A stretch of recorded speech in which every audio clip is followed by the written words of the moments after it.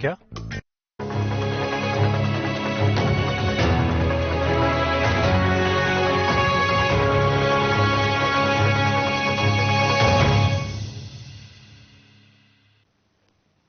नमस्कार, मैं हूं आपके साथ अंकिता पाल। बुलेटिन की शुरुआत करते हैं हेडलाइंस के साथ।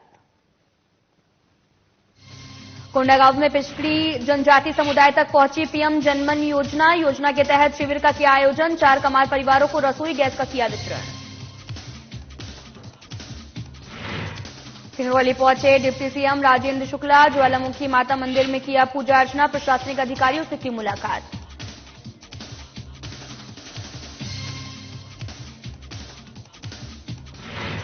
रायपुर में डोमिनोज की फ्रेंचाइजी दिलाने के नाम पर ठगी। पुलिस ने 2 आरोपियों किया गिरफ्तार। आगामी कार्रवाई में जुटी पुलिस।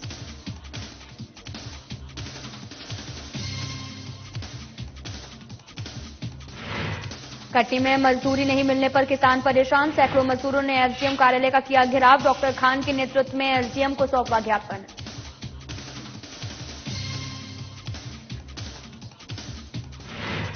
सरायपाली में कपड़ों की दुकान में लगी भीषण आग। लाखों रुपए का सामान जलकर हुआ खाक। आसपास की दुकानों को करवाया गया खाली।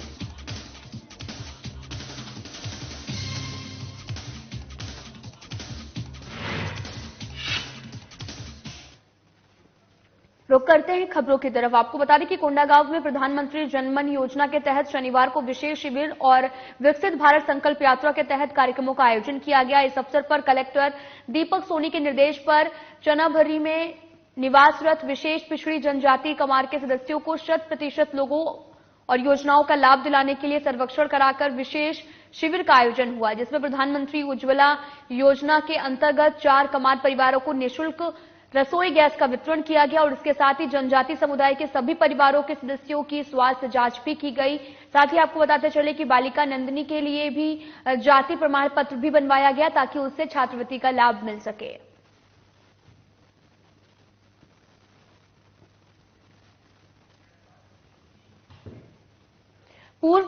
आपको बता दें कि पूर्व सीएम भूपेश बघेल 4 दिवसीय नागपुर दिल्ली दौरे से रायपुर लौटे और आपको बता दें कि इस दौरान उन्होंने नागपुर में आयोजित महारैली को सफल बनाया और कहा कि कांग्रेस लोकसभा चुनाव को लेकर पूरी तरह से तैयार है। कांग्रेस संविधान और देश बचाने के लिए संकल्पित है।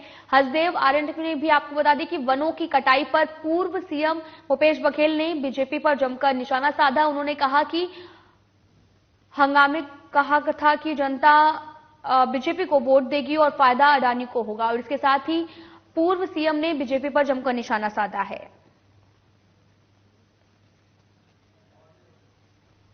जबरदस्त रैली रही नागपुर में कांग्रेस की स्थापना दिवस के अवसर पर।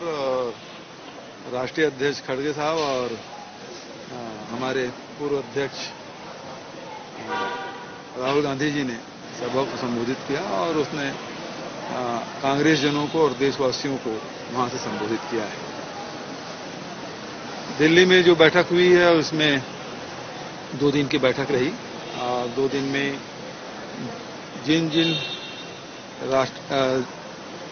राज्यों में जहां हमारा इंडिया अलायंस है वहां उन राज्यों के हमारे जो संगठन के जो पदाधिकारी हैं, प्रदेश कांग्रेस कमेटी के अध्यक्ष और सीएलपी लीडर और वहां के प्रभारी और अन्य नेताओं से हम लोगों ने विस्तार से चर्चा की कि उन राज्यों में जो गठबंधन होगा उसमें राज्यों के नेताओं के विचार क्या हैं और उस आधार पे हम लोग आगे बढ़ेंगे। और सभी मंत्रियों को बधाई देता हूं और जो जिम्मेदारी मिली है उसका निर्वहन करेंगे। और बहुत सारे जो 3-4 नेता जिनके साथ हम लोग पहले भी मंत्री रहे उनके परफॉर्मेंस हम लोग जानते हैं, पूरा प्रदेश जानता है। लेकिन जो नए बने हैं उनको, जो पहली बार विधायक बने हैं, पहली बार मंत्री बने हैं, उसको परफॉर्मेंस दिखाना होगा और हम सब बेसब्री से इंतजार भी कर रहे हैं। जो अपने वादे लेकर गए थे जनता के बीच में और जिसके कारण से जीत हासिल हुई है उसे जल्दी से जल्दी वो लोग लागू करें ताकि आम जनता पर अच्छा प्रभाव पड़े। डिप्टी सीएम राजेंद्र शुक्ला सिंगरौली पहुंचे और आपको बता दें कि जहां कार्यकर्ताओं ने डिप्टी सीएम का भव्य स्वागत किया और सबसे पहले डिप्टी सीएम ने ज्वालामुखी माता मंदिर में पूजा अर्चना की और इसके बाद में एनटीपीसी के गेस्ट हाउस में आपको बता दें कि सूर्या भवन में सिंगरौली जिले के विकास कार्यों की समीक्षा की, प्रशासनिक अधिकारियों और आम नागरिकों से मुलाकात कर उनका हाल भी जाना है।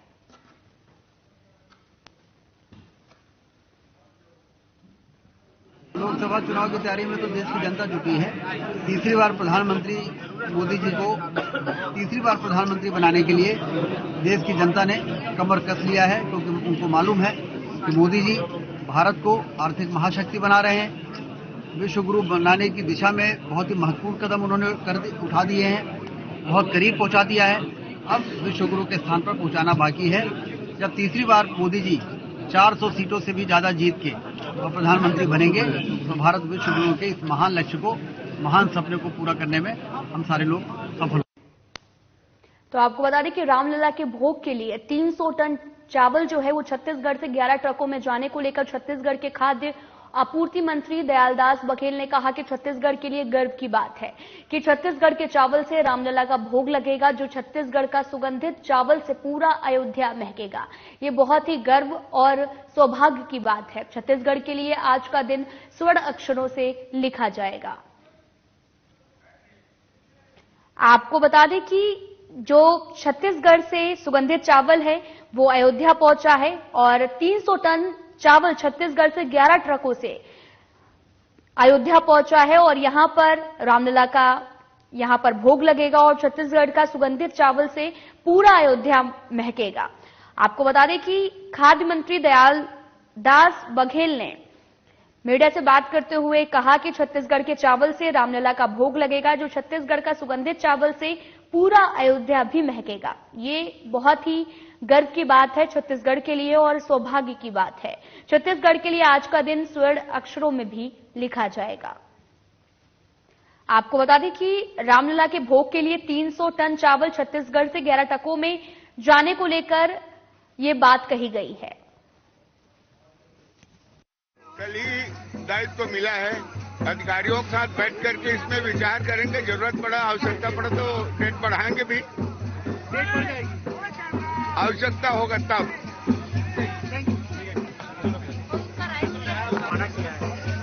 आज हम सबके लिए बहुत बड़े सौभाग्य की बात है कि आज 300 टन सुगंधित चावल अयोध्या के भोग के लिए यहां से रवाना हुआ है।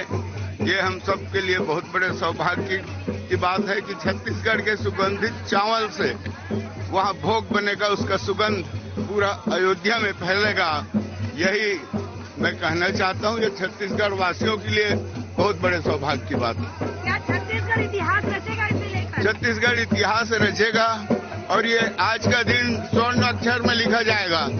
आज के दिन भगवान राम मंदिर के दरबार से अयोध्या तक के जो चावल 300 मीट्रिक टन चावल जो गया है, ये छत्तीसगढ़ के लिए इतिहास रचेगा और छत्तीसगढ़ वासियों के लिए बहुत बड़े सौभाग्य की बात है। अंबिकापुर में जन कल्याणकारी योजना से जोड़ने के लिए आपको बता दें कि आयुष्मान कार्ड बनाया जा रहा है और वहीं सरगुजा जिला प्रशासन कलेक्टर कुंदन कुमार ने निर्देश पर जन कल्याणकारी योजना से जोड़ने के लिए दुरुस्त वनचल क्षेत्र में भी आपको बता दें कि घर घर जाकर छूटे हुए लोगों का आयुष्मान कार्ड बनाने की कवायद भी तेज कर दी गई है। साथ ही आपको बताते चले कि स्वास्थ्य विभाग की टीम इन दिनों दुरुस्त वनचल क्षेत्र में पहुंच रही है और ग्रामीणों को जानकारी है और फायदे भी बता रही है और साथ ही ग्रामीण की बीपी, शुगर और की जांच भी स्वास्थ्य अमला की तरफ से किया जा रहा है और वहीं लोगों को मुफ्त इलाज की सुविधा देने के लिए केंद्र सरकार आयुष्मान भारत योजना चलाती है, जिसमें अब कई राज्य सरकारें भी जुड़ी हुई हैं। इसलिए योजना का नाम अब बदलकर आयुष्मान भारत प्रधानमंत्री जन आरोग्य योजना मुख्यमंत्री योजना हो चुका है। आपको बता दें कि अंबिकापुर में जन कल्याणकारी योजना से जोड़ने के लिए आयुष्मान कार्ड भी बनाया जा रहा है और सरगुजा जिला प्रशासन कलेक्टर कुंदन कुमार के निर्देश पर जन कल्याणकारी योजना से जोड़ने के लिए दुरुस्त वनचल क्षेत्र में घर घर जाकर जुटे हुए हैं लोगों का आयुष्मान कार्ड बनाने की कवायद जो है वो भी तेज कर दी गई है। स्वास्थ्य विभाग की टीम इन दिनों दुरुस्त वनचल क्षेत्र में पहुंच रही है और ग्रामीणों को जानकारी देते हुए फायदे भी बता रही है। साथ ही आपको बता दें कि मुफ्त इलाज की सुविधा देने के लिए केंद्र सरकार आयुष्मान भारत योजना चला रही है, जिसमें अब कई राज्य सरकारें भी जुड़ी हुई हैं। इसलिए योजना का नाम अब बदलकर आयुष्मान भारत प्रधानमंत्री जन आरोग्य योजना मुख्यमंत्री योजना हो चुका है। आपको बता दें कि आयुष्मान कार्ड बनाने की कवायद जो है वो लगातार तेज है और ग्रामीणों को इसका लाभ भी दिया जा रहा है। आपको बता दें कि गरियाबंद में बिंद्रानवागढ़ विधानसभा क्षेत्र के विधायक जनक ध्रुव वनांचल क्षेत्र के दौरे पर निकले और कई कार्यक्रमों में शामिल हुए, जहां पर ग्रामीणों और विशेष पिछड़ी जनजाति के लोगों ने उनका पारंपरिक तरीके से भव्य स्वागत किया और सर्वप्रथम वनांचल के सात धार पहुंचकर वन संसाधन और पेशा अधिनियम पर एक दिवसीय जिला स्तरीय सम्मेलन भी शामिल हुए और इस दौरान विधायक ने सभी ग्रामीणों की समस्याएं भी सुनी और बहुत जल्द निदान का आश्वासन भी दिया। इस अवसर पर विधायक के साथ में कांग्रेस के पदाधिकारी और कार्यकर्ता के साथ में बड़ी संख्या में ग्रामीण जन भी मौजूद रहे।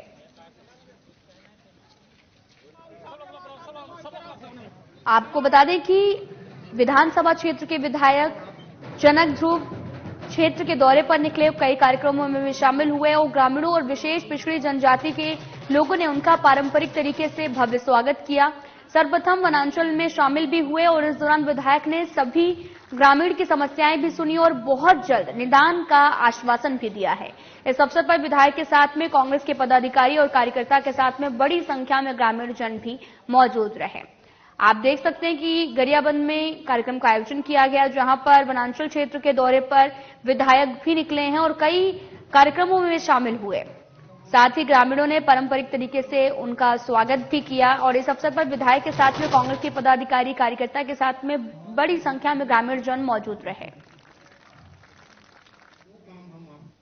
तो वहीं आपको बता दें कि रायपुर में डोमिनोज की फ्रेंचाइजी दिलाने के नाम पर लाखों रुपए ठगी के मामले में पुलिस ने 2 अंतर्राज्यीय आरोपियों को गिरफ्तार किया है। मिली जानकारी के अनुसार दोनों आरोपियों की तरफ से अपने अन्य साथियों के साथ मिलकर ठगी की उक्त घटना को अंजाम देना बताया गया। दोनों आरोपी कई समय से ठगी के मामले को अंजाम दे रहे थे। फिलहाल पुलिस ने आरोपियों को गिरफ्तार कर आगामी कार्यवाही शुरू कर दी है।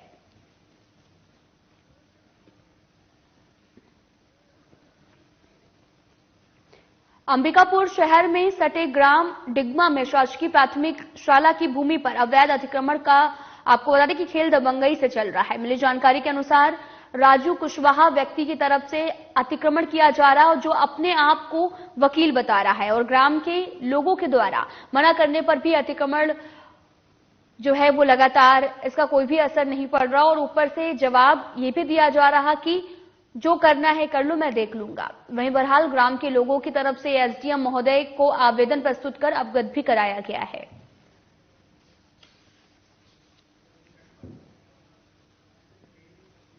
सरायपाली शहर के सबसे बड़ी कपड़ों की दुकान में के गोदाम में भीषण आग लग गई है। आपको बता दें कि लाखों रुपए का सामान जलकर खाक हो गया है और घंटों की मशक्कत के बाद भी आग पर काबू नहीं पाया जा सका।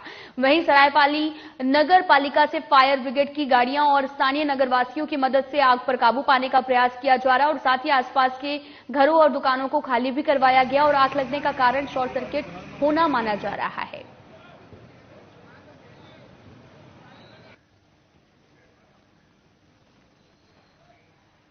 पंखाजुर में 6 महीने से फरार माइक्रो फाइनेंसर कंपनी के डायरेक्टर को पुलिस ने गिरफ्तार कर लिया है। आपको बता दें कि करोड़ों की धोखाधड़ी करने वाले विभा निधि लिमिटेड के संचालक पति पत्नी को गिरफ्तार किया गया है और पंखाजुर पुलिस ने आरोपियों को हैदराबाद से गिरफ्तार किया है।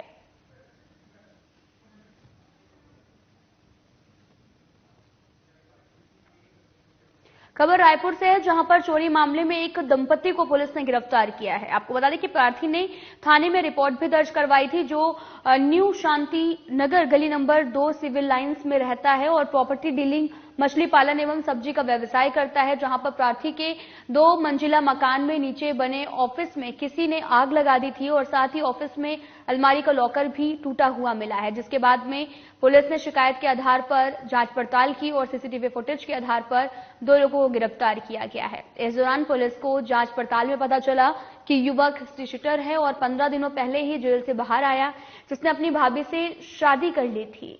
दोनों ने मिलकर चोरी की वारदात को अंजाम दिया। वहीं चोरी मामले को लेकर पुलिस ने दोनों को गिरफ्तार कर लिया है।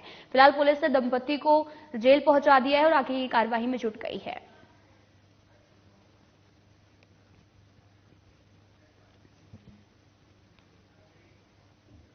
तो आपको बताते हैं कि गुना में हुए दर्दनाक हादसे के बाद से ही धार जिला प्रशासन अलर्ट मोड पर नजर आ रही है, जिसे लेकर धार जिला पुलिस अधीक्षक ने जिले के सभी एसडीओपी और थाना प्रभारियों को निर्देशित कर दिया है और बिना परमिट बसों, अवैध वाहनों, क्षमता से अधिक सवारी बिठाने वाले वाहनों पर कार्रवाई करने के भी निर्देश दिए हैं। और इसी कड़ी में एसडीओपी सुनील गुप्ता के मार्गदर्शन में टीआई राजेश यादव ने टीम का गठन कर सघन चेकिंग अभियान चलाया और 25 वाहनों पर चालानी कार्रवाई करते हुए चालान भी काटा है।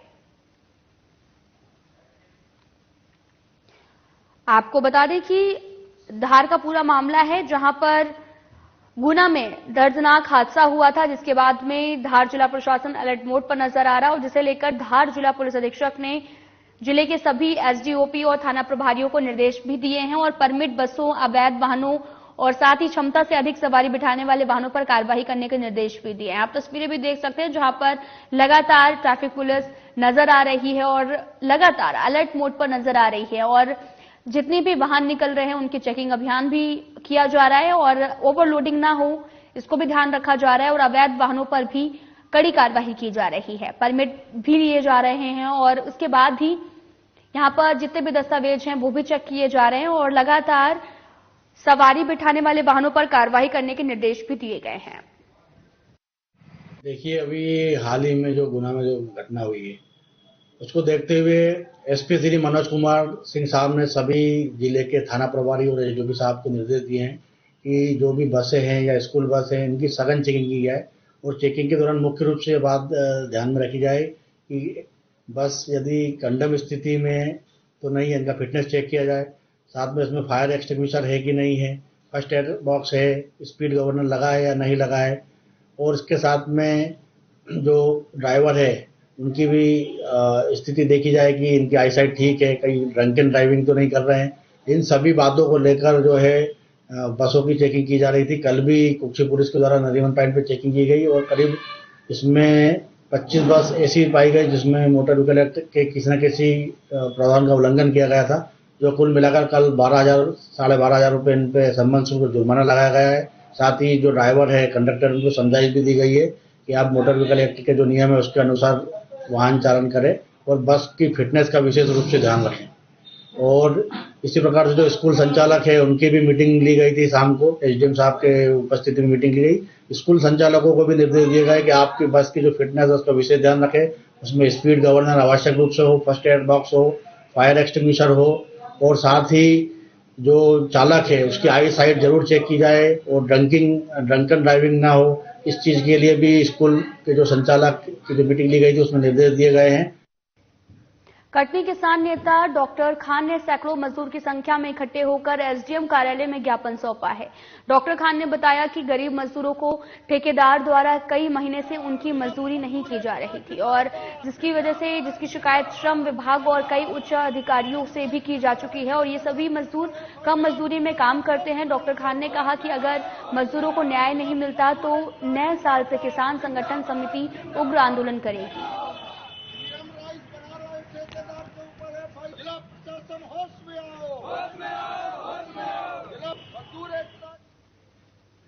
सीहोर में महानिरीक्षक देहात जोन अभय सिंह ने भोपाल शहर का वार्षिक निरीक्षण किया है। आपको बता दें कि सबसे पहले उन्होंने पुलिस लाइन सीहोर पहुंचकर परेड की सलामी ली और इस दौरान अच्छी वेशभूषा पहने पुलिस अधिकारियों और कर्मचारियों को पुरस्कृत भी किया गया। साथ ही आपको बता दें कि उन्होंने प्लाटूनवार परेड और आर्म्स कार्यवाही का निरीक्षण भी किया और परेड के बाद में बलवा मॉक ड्रिल का भी आयोजन किया गया। पुलिस कर्मचारियों को संबोधित करते हुए महानिरीक्षक अभय सिंह ने कहा कि पिछले महीनों से जो अलग अलग त्योहार और कानून व्यवस्था ड्यूटी के दौरान सभी अधिकारी कर्मचारियों ने रात दिन कड़ी मेहनत कर टीम भावना से कर्तव्यों का निर्वहन किया है। जिले में शांति सुरक्षा और बनाए रखने के लिए इसके लिए सीहोर पुलिस ने अफसर और कर्मचारी बधाई के पात्र हैं।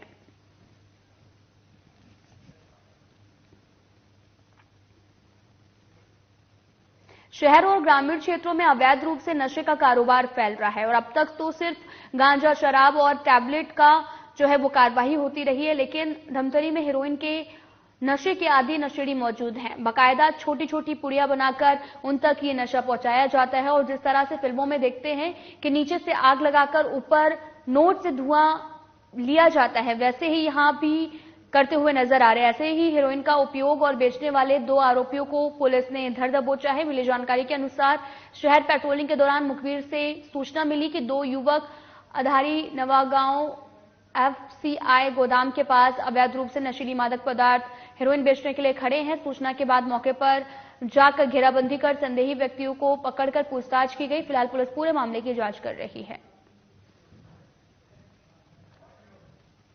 धमतरी पुलिस में पुलिस अधीक्षक महोदय के निर्देशन और एडिशनल एसपी मैडम के मार्गदर्शन में धमतरी पुलिस के द्वारा जो है नशे के विरुद्ध, अवैध रूप से मादक पदार्थ के विरुद्ध लगातार कार्रवाई की जा रही है। उसी के तारतम्य में कोतवाली पुलिस और साइबर पुलिस के द्वारा संयुक्त रूप से कार्रवाई की, जिसमें मुखबिर से सूचना मिली थी कि अधारी गांव के पास 2 व्यक्ति जो है स्कूटी में सवार होकर अपने ग्राहक की तलाश में है, जो कि हीरोइन नामक मादक पदार्थ को बेचने के लिए आए हुए थे। तो उसमें पुलिस जो है वो मौके पर पहुंची और मौके पर पहुंचकर उनको गिरफ्तार की, जिससे उनके पास से लगभग जो है वो 5 ग्राम जो है वो हीरोइन नामक मादक पदार्थ जो है वो प्राप्त हुआ है और उसमें जो है वो NDPS के तहत कार्रवाई की जा रही है। मैडम, आरोपी कौन है और कहाँ के रहने वाले हैं? इसमें 2 आरोपी नामजद हैं, जिसमें से एक जो है वो तौहीद अली है, जो कि मूलतः जो है धमतरी का ही है। वो कार सर्विसिंग का काम करता है और उसका शॉप जो है वो अम्बेडकर चौक में है।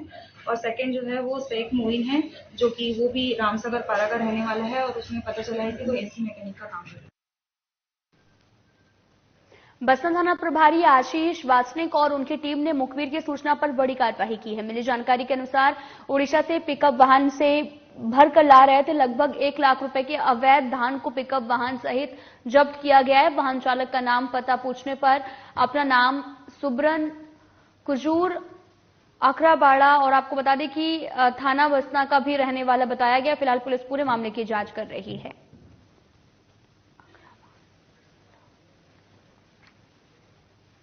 खबर कोरबा से है, जहां पर बाईपास मार्ग नकती खार के पास में अज्ञात ट्रेलर की चपेट में आकर एक बाइक सवार युवक गंभीर रूप से घायल हो गया और वहीं बताया जा रहा है कि घायल युवक का नाम योगेश है, जो उर्गा क्षेत्र का निवासी है, जिसे तुरंत जिला चिकित्सालय भेज दिया गया है।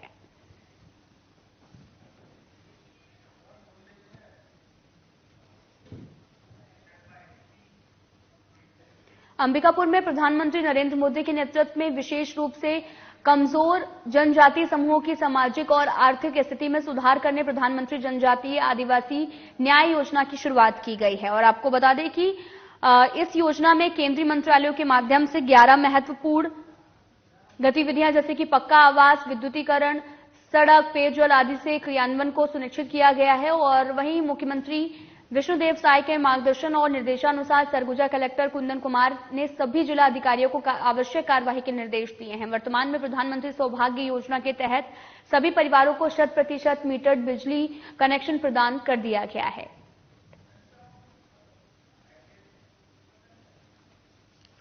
आपको बता दें कि खबर अंबिकापुर से है, जहां पर प्रधानमंत्री नरेंद्र मोदी के नेतृत्व में विशेष रूप से कमजोर जनजातीय समूहों की सामाजिक और आर्थिक स्थिति को सुधार करने के लिए प्रधानमंत्री जनजातीय आदिवासी न्याय योजना की शुरुआत की गई। और इस योजना में केंद्रीय मंत्रालयों के माध्यम से 11 महत्वपूर्ण गतिविधियों जैसे कि पक्का आवास, विद्युतीकरण, सड़क, पेयजल आदि के क्रियान्वयन को सुनिश्चित किया गया। और वहीं साथ ही आपको बता दें कि सीएम विष्णुदेव साय के मार्गदर्शन और निर्देशानुसार सरगुजा कलेक्टर कुंदन कुमार ने सभी जिलाधिकारियों को आवश्यक दिशा निर्देश भी दिए हैं।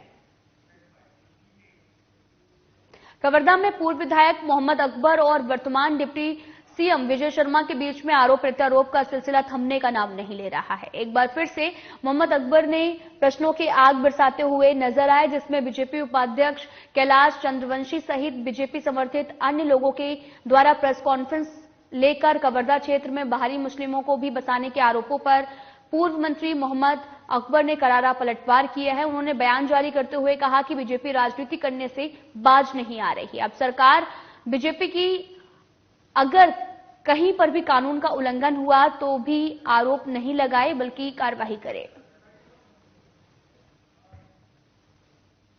और व्यवहार जिला भाजपा के उपाध्यक्ष कैलाश चंद्रवंशी कबीरधाम, इन्होंने प्रेस कॉन्फ्रेंस के जरिए कुछ आरोप लगाए हैं। उसके बारे में मैं कहना चाहता हूं कि कैलाश चंद्रवंशी एक आपराधिक प्रवृत्ति का व्यक्ति है और वर्तमान के डिप्टी सीएम का बहुत खास आदमी है। फिलहाल कुछ लोगों के नामों के साथ उन्होंने ये कहा है कि कुछ मुसलमान कवर्धा और आसपास में बाहर से आकर बस गए हैं। मेरा उनसे ये कहना है कि खाली वोटर लिस्ट से कुछ लोगों का नाम निकाल के और उल्टे सीधे आरोप लगाने का कोई औचित्य होता नहीं है। मैंने आरोप लगाया था कि रोहिंग्या मुसलमान बस्तर में, कवर्धा में, कबीरधाम जिला में या सरगुजा में चुनाव जीतने के लिए रोहिंग्या मुसलमान के बारे में बोलकर और एक कहानी गढ़ी गई थी। चुनाव जीतने के बाद अब सत्ता सरकार यदि आपके हाथ में है तो ये वोटर लिस्ट से नाम निकाल के बताने की जरूरत नहीं है। उनको पकड़ो और अवैधानिक रूप से यदि कोई पाए जाते हैं तो उनको बाहर का रास्ता दिखाओ। ये काम आपका है।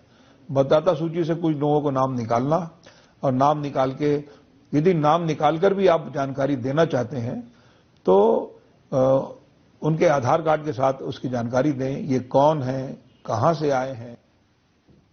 फिलहाल इस बुलेटिन में इतना ही। नमस्कार।